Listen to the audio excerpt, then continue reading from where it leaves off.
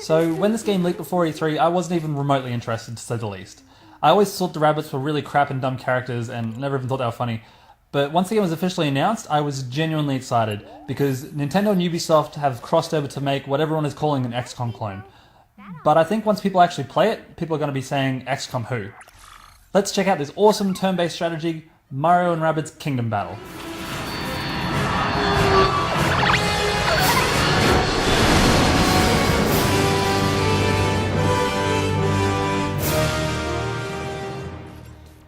I couldn't believe how quickly this game charmed me.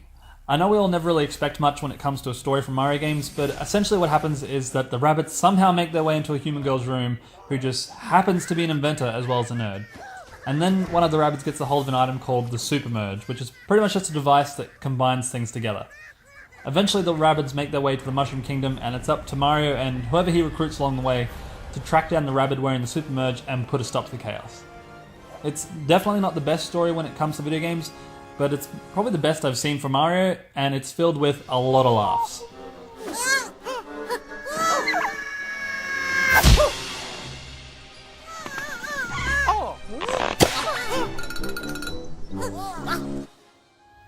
This is one of those easy to learn and fun to master type of games. You work in a squad of 3 characters, and the level types change between about 3 different objectives. Either defeat all the enemies, reach the goal, or an escort mission where you have to take Toad to the end.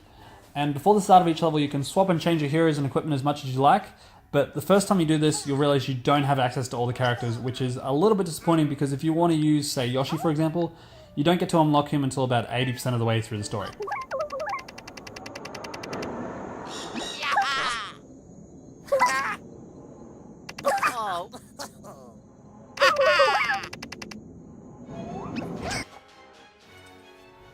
All of the characters play very differently with their own unique abilities and weapons. Like, for example, when Peach jumps off another character, she heals everyone within a certain radius.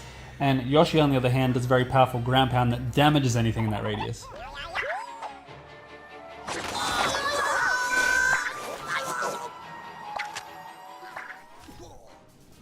The enemies are just as fun and different. It felt like every few levels there was a new enemy type or new gameplay mechanic that really mixed it up. They're all really well thought out and well designed, and each one sort of gives a new gameplay mechanic that can really make you rethink your strategy. Whether it be the ghosts that teleport you onto the other side of the map,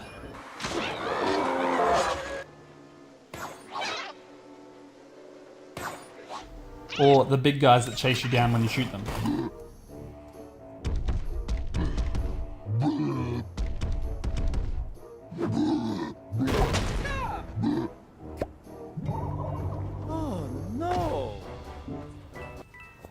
Now there's 4 worlds with 10 levels in each world. In between the levels, the gameplay is lightly padded with some simple and sometimes challenging puzzles with a ton of collectibles stashed everywhere.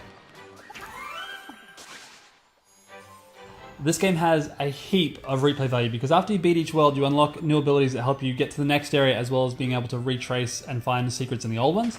And then to add to it even more, after you beat each world, there's challenge maps that appear to test your skills, but to be honest, they're a little bit more of a puzzle than a fight because your characters will be too overpowered anyway. But let's talk about the difficulty.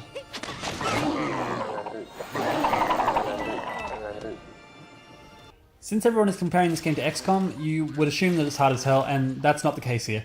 In fact, most levels I completed on the first go, with a few exceptions here and there. The challenge for me was in getting a perfect score by completing the levels in a certain amount of turns and without anyone dying. And naturally I had to do this with every single level, and that did challenge me. Not to mention the fact that after you beat the main story, you unlock even more challenging levels to remind you that if you give the enemy an opening, they'll tear you a new one.